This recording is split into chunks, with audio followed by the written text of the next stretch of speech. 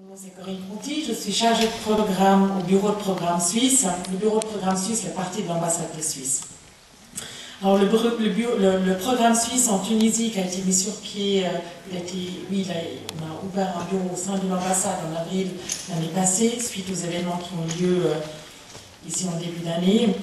Il se concentre principalement dans 3 domaines d'activité que nous avons convenus avec l'État tunisien, qui ont fait l'objet d'un protocole mis en route des programmes, des projets, des activités.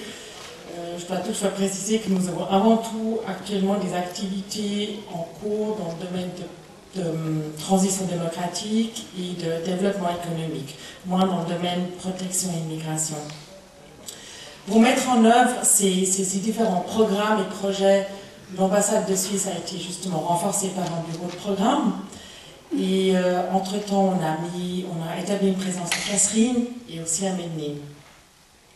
Maintenant, pour en venir au cœur du sujet de la société civile, le gouvernement suisse a aussi débloqué des fonds, ce qu'on appelle des small grants, des petits dons, et on a utilisé ces dons pour justement les mettre à la disposition d'organisations de la société civile, d'où est né ensuite un programme de renforcement de la société civile. On a commencé en début d'année, on a commencé par financer quelques projets qui nous ont été envoyés comme ça. Il y a un bonus quand il s'agit d'une coalition d'associations plutôt que d'une association, parce que la société civile tunisienne est très dynamique mais très atomisée. Et ma deuxième question, c'est est-ce qu'il y a un bonus quand il s'agit d'associations régionales par rapport aux associations, surtout les régions intérieures? Je passe la parole donc à la salle. On va prendre 4 à 5 interventions. Ensuite, on fera des réponses. Et ensuite, on fera un deuxième round. Dans le sud de Tunis, depuis la Révolution, tous les bailleurs de fonds parlent de la Tunisie intérieure. Là, on n'est pas en contradiction, nous sommes tout à fait d'accord. Mais moi, j'ajouterais une chose, c'est que Tunis même est divisé en 2. Il y a Tunis 1, le sud de l'avenir de Bourguiba, et Tunis 2 qui est le nord de l'avenir de Bourguiba. Alors quand on va au sud, il y a la cimetière, il y a la décharge, il y a l'abattoir, il y a les ferrailles, et il y a aussi toute cette population qui est arrivée de l'exode rural, qui s'est installée au bord de... Est-ce qu'elle fait partie de vos critères ou non? Merci. Les autres associations qui sont devenues business, malgré elles, peut-être, on n'est pas dans une association. Donc, travailler ensemble est fondamental. Nous travaillons sur l'appui des artisanes pour qu'elles fassent notre vrai artisanat qui, lui, a un marché international, mais aussi, il y a la citoyenneté des jeunes et des femmes, mais aussi il y a la valorisation du patrimoine, donc c'est l'écotourisme, etc. Donc, on est dans une dynamique de développement local. Ce qu'on voudrait, nous, c'est que les leçons du passé, il faudrait en prendre, il ne faut pas oublier, il ne faut pas effacer les leçons du passé. On a eu l'émergence d'associations qui, petit à petit, dans tout le monde, il y a eu des associations business, il y a eu des malversions, il y a eu énormément de choses qui... Nous ne voulons plus voir ça. Or, si on ne veut plus voir ça, nous demandons à ce que les bailleurs de fonds, coordonnent entre eux. Donc, si on apprend à... nous avons appris aux femmes de s'organiser en groupe solidaire, en groupe d'intérêt et groupe solidaire.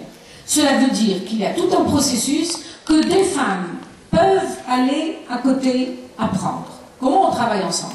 Donc on voudrait capitaliser, ce qui s'est passé avant. Un troisième point qui me tient à cœur. Moi j'ai travaillé dans le développement. L'Union européenne, la Banque mondiale, le JBIC, tout ce que vous voulez, ont construit pendant 1987 à 2004 des locaux communautaires dans les projets de développement.